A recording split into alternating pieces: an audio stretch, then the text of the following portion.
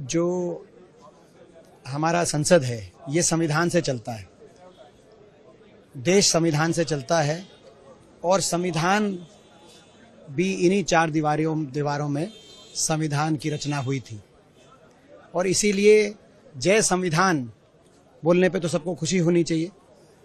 मेरा भावनात्मक लगाव भी है देश के संविधान से, क्योंकि संविधान सभा में मेरे स्वर्गीय दादाजी चौधरी रणबीर सिंह जी एक सदस्य थे और संविधान की मूल प्रति पे बाबा साहब के साथ के नेतृत्व में बने संविधान में उनके भी हस्ताक्षर अंकित हैं। ऐसे में मैं समझता हूँ कि जय संविधान बोलना मेरे लिए और हर देशवासी के लिए बड़ी खुशी की बात है। जहाँ तक चेयर की बात है, इस महान सदन की चेयर का मैं बहुत सम्मान करता हूँ और हमेशा किया है, और ये चेयर का भी दायित्व बनता है कि सभी सदस्यों का सम्मान बरकरार रखे। इसी में सदन की गरिमा है।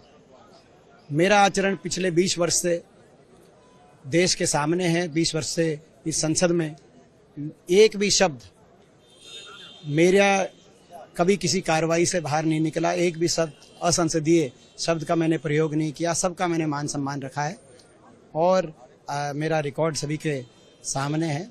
मैं यही कहना चाहता हूँ। ये देखिए आज का जहाँ तक देखिए, ये लगातार जो पेपर लीक हो रहे हैं देश में, नौजवान के भविष्य के साथ खिलवाड़ हो रहा है। और सबसे ज्यादा पेपर लीक के अगर कहीं केस सामने आए तो हरियाणा के अंदर हमने पिछले कुछ वर्षों में देखा है कि लगभग हर सरकारी भर्ती पेपर लीक का शिकार हुई। नीट जैसा इम्तिहान जिसमें लाखों बच्चों का भविष्य का निर्धारित करना, वो इम्तिहान में जिस तरह पेपर लीक हुआ और सरकार अपनी जिम्मेदारी से पीछे हट रही है, धर्मेंद्र प्रधान जी अपनी जिम्मेदारी से पीछे हट रहे हैं, ये विपक्ष को अस्वीकार्य है, इंडिया गठबंधन को अस्वीकार्य है। और इसी को लेकर हम एक चर्चा लेके आए थे और जो राहुल जी ने जो बात कही कि सब मिलकर इस पर एक दृष्टिकोण रखें, क्योंकि राष्ट्रीय हित का मुद्दा है, कोई राजनीति का मुद्दा नहीं है।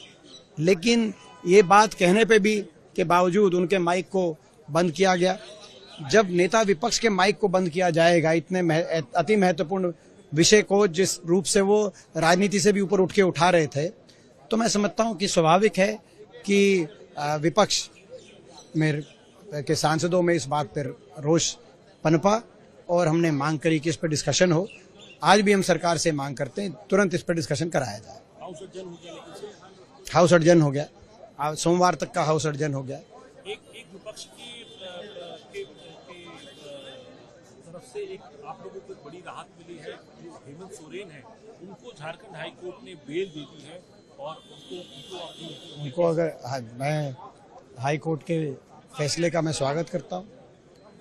ये सरकार तानाशाही की तरफ कदम इन सरकार ने बढ़ाए हुए हैं। जैसे दो मुख्यमंत्रियों को जेल के अंदर एजेंसीज ने, अभी तो जो है ना कोर्ट केस चला ना कोई बात हुई, एजेंसीज ने अपने डालने का काम किया।